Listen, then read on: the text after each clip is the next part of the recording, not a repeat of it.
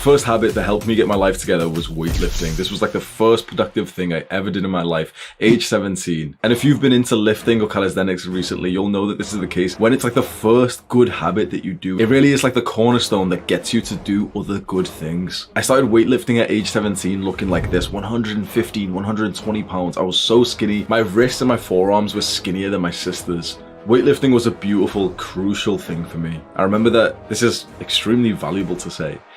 It gave me hope. It gave me optimism. I saw the path ahead of me. Okay, I've started weightlifting. As long as I never quit, I'll build like my dream physique. I felt like that was a guarantee. And so it got me, perhaps for one of the first times in my life, to look forward to the future, to think that I can do something today that will make my future better, because I never really understood the concept of working hard in school or anywhere else. It was weightlifting that really started my life. Then the second habit that helped me get my life together was learning. So at age 21, I took an online course which is completely free, and it's called The Science of Wellbeing. It was going kind of viral at that time, and I saw some people talk about it on Reddit, and so I took the course. It's online, it's free, you can literally just Google The Science of Wellbeing. It's kind of like an online course where you just kind of sit there, you open up the browser, and it's almost like YouTube videos where you just let the video play, but it's extremely educational. And so for the first time in my life, I was actually learning. It's very, very fucking sad to hear that, isn't it? I was 21 years old and that was the first time I was learning. I had literally graduated from university, and I don't consider any of the things that I learned in the education system actual learning. The pathetic education that I went through was a complete waste of time. But we're not, you're not supposed to say this because education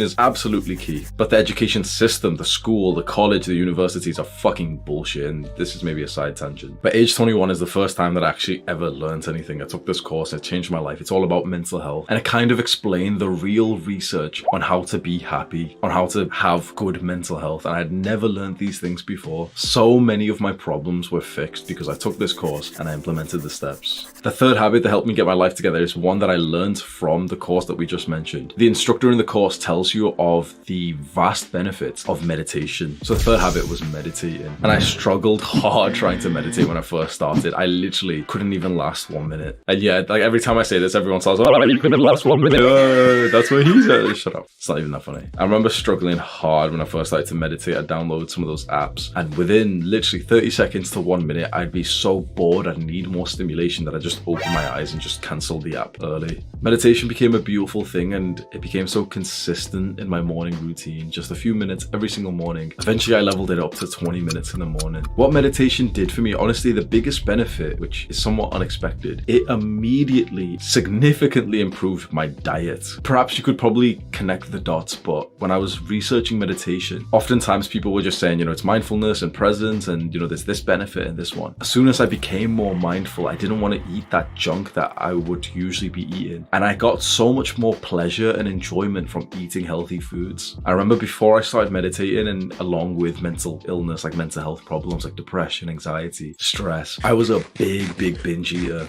It's almost weird for me to say this right now because it's been so long since I binge ate. A lot of people say like, oh yeah, like I ate lots of food. No. Binge eating is like you eat till you feel fucking sick, and then you keep eating. You have this weird need, not just finish the food that you've got in front of you, but to finish everything, to eat everything in sight. And it's heavily related to anxiety. It's heavily related to like needing a sense of comfort, which you can get from food and feeling full.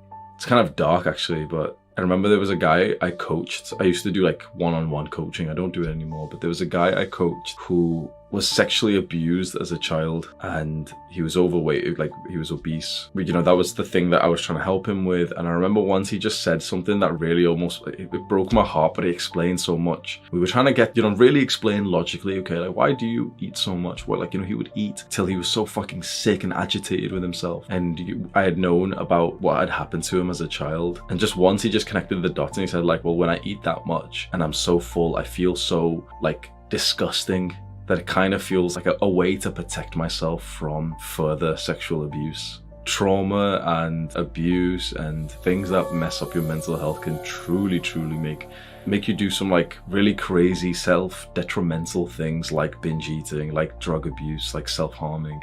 Meditation, I personally believe, is the single best thing you can do to improve on that.